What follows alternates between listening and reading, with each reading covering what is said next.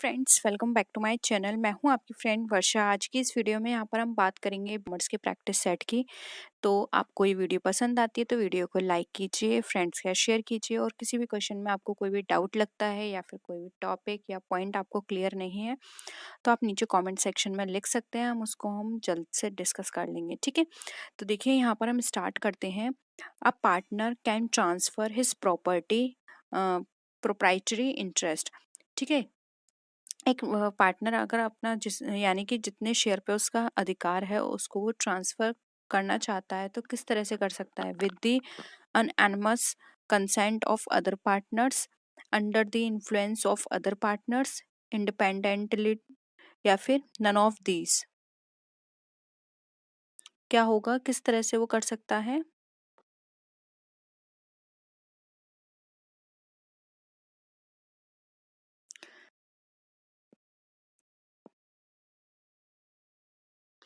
देखिए यहाँ पर ए आंसर हो जाएगा। मैंने आपको पहले भी बता रखा है कि कोई भी पार्टनर अपने शेयर को तभी ट्रांसफ़र कर सकता है जब उसे सभी पार्टनर्स की सहमति मिल जाएगी, यानी सभी पार्टनर्स एग्री हो जाएंगे तभी वो अपने शेयर को ट्रांसफ़र कर सकता है। इसलिए ऑप्शन ए यहाँ पे हमारा करेक्ट है। नेक्स्ट क्वेश्चन पर देखिए, which of the following statements is incorrect. अब इसमें से कौन सा स्टेटमेंट जो है वो हमारा इनकरेक्ट है? Every partner can represent the firm. Every partner has unlimited liability. Option C है registration of a partnership firm is compulsory, and all of the above. बताइए कौन सा स्टेटमेंट आपको इसमें रॉन्ग लगता है?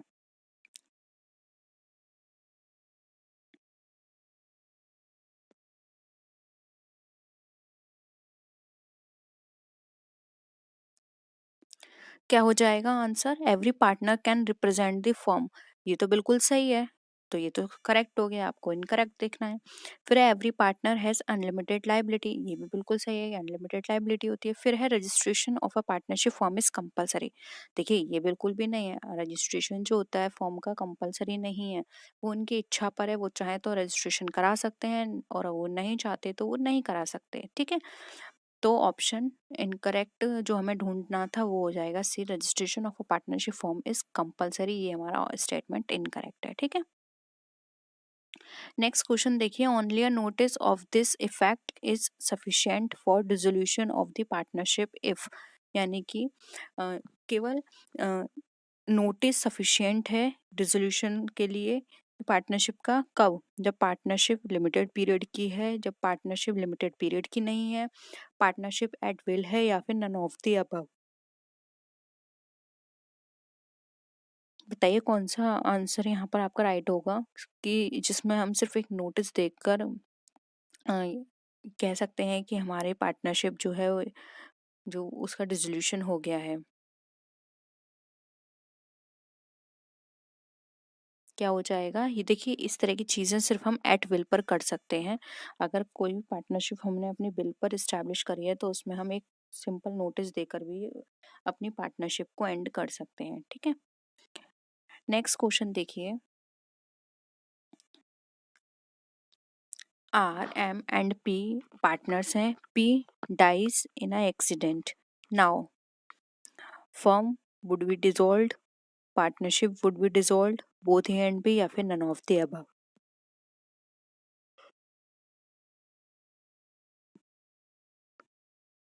क्या होगा आंसर?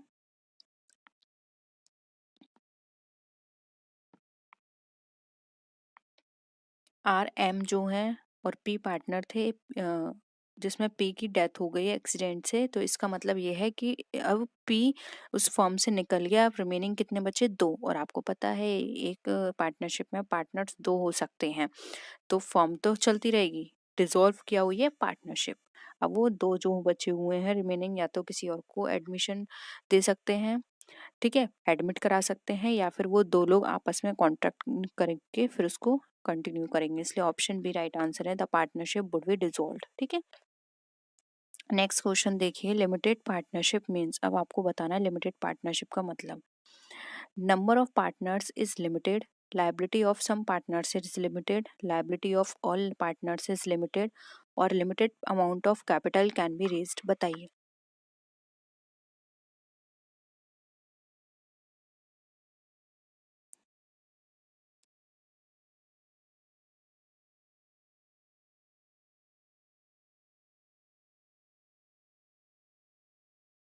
लिमिटेड पार्टनरशिप का क्या मतलब होता है? लिमिटेड पार्टनरशिप का मतलब है कि जो पार्टनरशिप है उसके अंदर कुछ पार्टनर्स ऐसे हैं जिनकी लायबिलिटी को लिमिटेड कर दिया गया है, बाकी सबकी रिमेनिंग जो पार्टनर्स हैं अनलिमिटेड रहेगी। ठीक है, बी यहाँ पे करेक्ट है। नेक्स्ट देखिए, a manager of a firm is given 1/4 share in profit he is, क्या है? Partner by operation of law, partner by employed agreement, partner by status and servant of the firm. बताइए।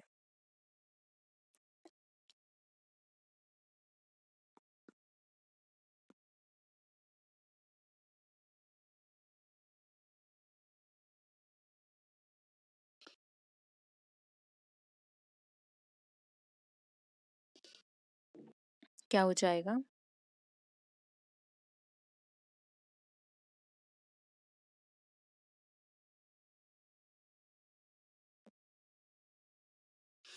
देखिए, आपने इसमें देखा होगा बाय ऑपरेशन, यानी operation तो सबको करना होता है, इसमें ऐसा नहीं है। और स्टेटस से भी रिलेटेड नहीं है ये कोई पार्टनर, एंड ना ही सर्वेंट। ये कहलाएगा पार्टनर बाय इम्प्लाइड एग्रीमेंट, यानी कि आप किसी भी पार्टनर को थोड़ी ज़्यादा एक रेस्पॉन्सिबिलिटी दे देते हैं और उसको वहाँ पर प्रॉफिट जो भी उसका सब लोग सहमत होते हैं वो उसको प्रॉफिट दिया जाता है। तो इसका मतलब है पार्टनर बाय इम्प्लाइड एग्रीमेंट। ठीक है, तो यहाँ पर ऑप्शन क्या हो जाएगा? बी करेक्ट हो जाएगा। नेक्स्ट देखिए, if the partnership deed is silent on a certain point, the rules as contained in section dash to dash of the Indian Partnership Act 1932 apply। बताइए कौन सा सेक्शन अप्लाई होगा?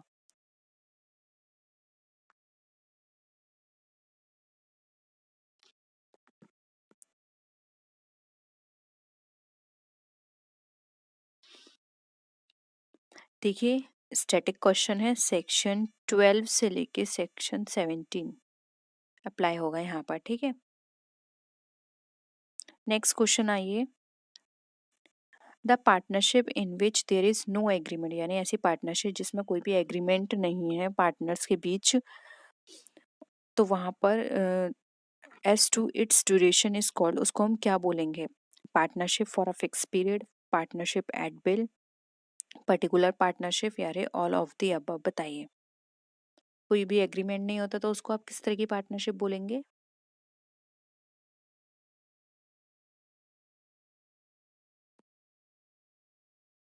देखिए, कोई भी पार्टनरशिप बिना एग्रीमेंट के बनाई गई है तो हम उसको सिंपली ये बोल सकते हैं कि उन्होंने वो अपनी इच्छा इच्छा से बनाई है। ठीक है, उसमें कोई भी कंडीशंस अभी उन्होंने नहीं लगाई है कि ये इस पर्पस से है, या फिर ये वाली जो पार्टनरशिप बनाएंगे इस टाइम पीरियड के लिए, तो वो उनकी एट विल पर है। ठीक है, बी यहाँ पे करेक्ट हो जाएगा। नेक्स्ट क्वेश्चन देखिए, partnership for a fix period automatically comes to an end after, यानी कि अगर फिक्स पीरियड की कोई पार्टनरशिप होती है तो वो ऑटोमेटिकली एंड हो जाती है कब? जब पार्टनर्स एग्रीड होते हैं, expiry of that period, permission of the court granted, या फिर ऑल ऑफ द अबव। बताइए।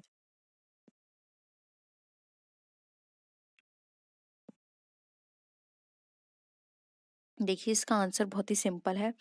फिक्स पीरियड की भी बात कर रहे हैं, ऑटोमेटिकली एंड की भी बात कर रहे हैं, तो इट मीन्स ऑटोमेटिकली तो तभी एंड होगी ना जब जो फिक्स पीरियड बताया गया है वो उनका टाइम कंप्लीट हो जाता है, तब वो ऑटोमेटिकली एंड हो जाएगी। ठीक है, तो यहाँ पर ऑप्शन क्या हो जाएगा? B, the expiry of that period. Okay, clear है यहाँ तक आप सबको क्वेश्चन?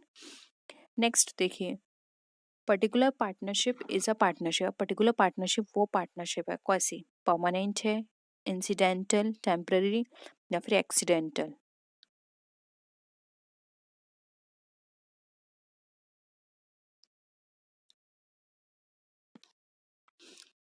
बताइए, पर्टिकुलर पार्टनरशिप हमारी किस तरह की पार्टनरशिप कहलाती है?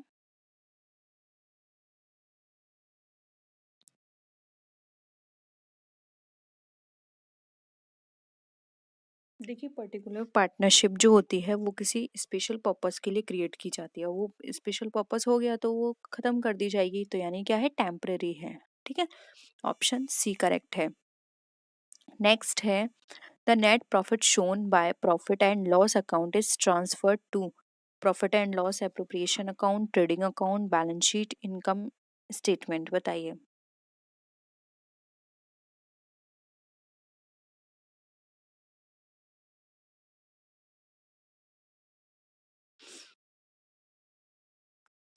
जो नेट प्रॉफिट आया है प्रॉफिट एंड लॉस के द्वारा कहाँ आप ट्रांसफर करेंगे?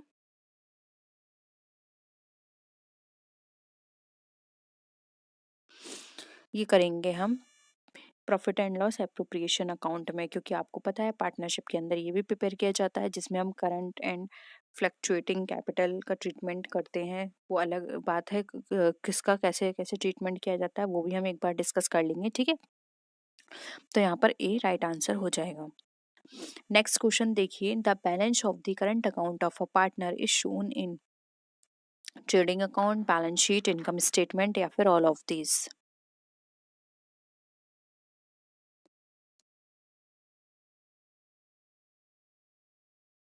बताइए करंट अकाउंट का जो बैलेंस है वो कहाँ शो किया जाएगा?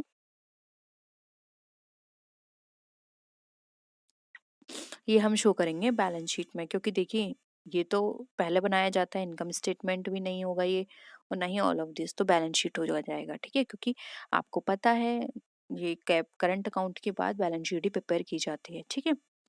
नेक्स्ट है ए और बी पार्टनर्स हैं और जो प्रॉफिट और जो लॉस है उसको वो शेयर करते हैं 2:1 के रेशियो में। वहाँ पर न्यू पार्टनर आ रहा है सी, 1/6 शेयर लेगा वो उनके प्रॉफिट का। अब उनका न्यू प्रॉफिट शेयरिंग रेशो आपको कैलकुलेट करना है। तो चलिए आप लोग जल्दी से इसको कैलकुलेट करके बताइए क्या होगा इसका आंसर।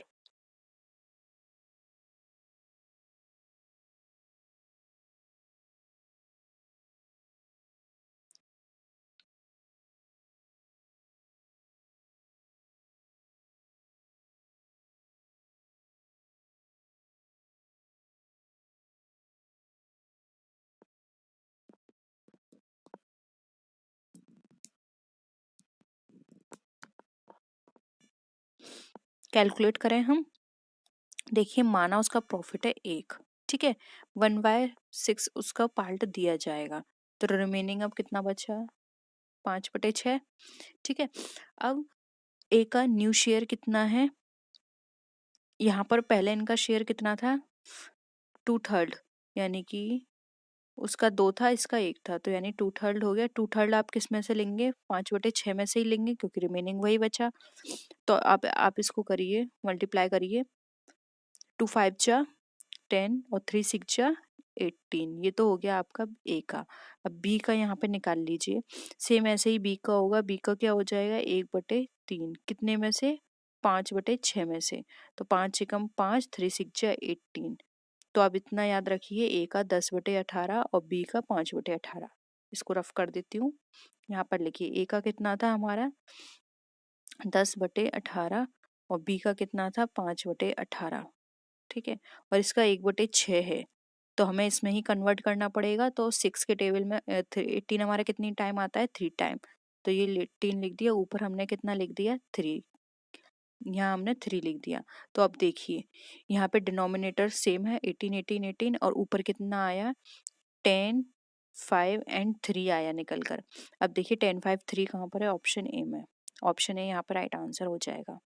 क्लियर है क्वेश्चन?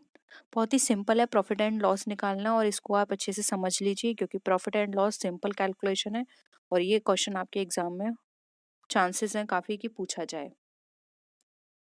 देखिए क्वेश्चन पढ़िए नेक्स्ट। ए और बी पार्टनर्स हैं और इनका जो प्रॉफिट शेयरिंग रेशो था वो था 3:2। न्यू पार्टनर आया सी और इसका जो शेयर था वो 1/5 था, और यहाँ पर जो of his share in favour of C and B surrenders 2/5 of his share in the favour of C. Okay, ठीक है। तो यहाँ पर सी आया था और ए अपने लाभ का 1/5 देगा, ठीक है, और बी 2/5 देगा, यानी कि दोनों अलग अलग देंगे, ठीक है। 1/5 देगा ए और 2/5 देगा बी। अब यहाँ पे न्यू प्रॉफिट शेयरिंग रेशो निकालना है, यानी कि अब आपको ये नहीं निकालना, पहले तो एकदम इकट्ठा दे दिया जाता था, लेकिन यहाँ पर दोनों पार्टनर अलग अलग दे रहे हैं अपने प्रॉफिट में से पार्ट, ठीक है। तो अब आपको निकालना है, बताइए क्या होगा।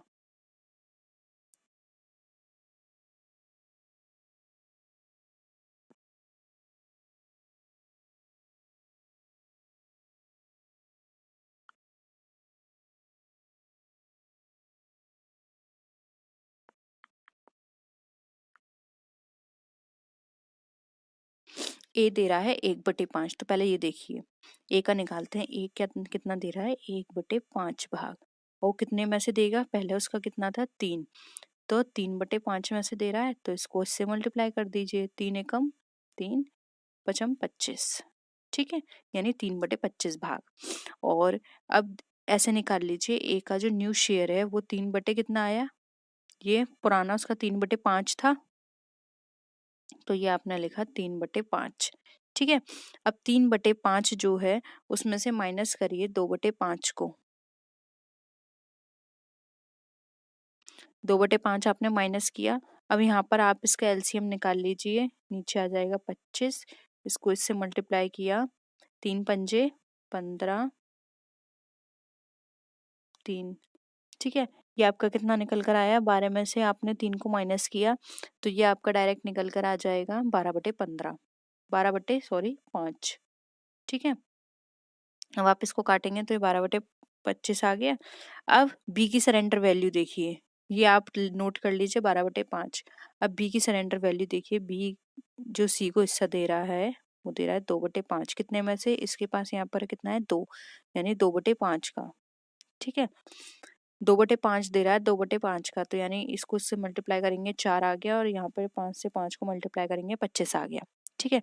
अब बी का न्यू शेयर कितना हो गया, 2/5 था, उसमें से 4/5 25 इसको दिया जा रहा है, ठीक है।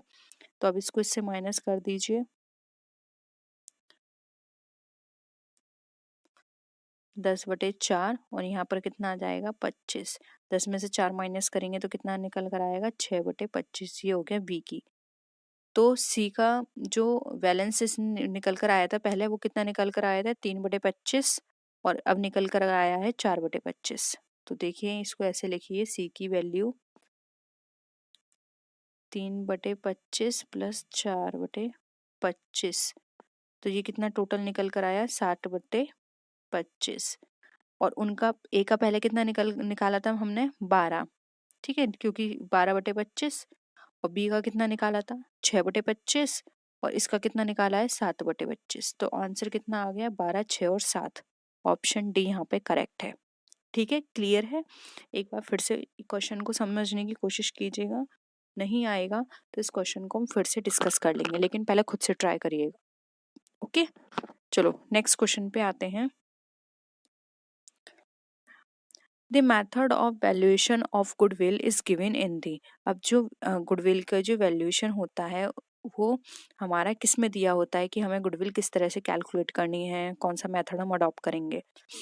एग्रीमेंट में दिया होता है, पार्टनरशिप डीड में, बोथ ए एंड बी, या फिर नन ऑफ दी अबव, बताइए।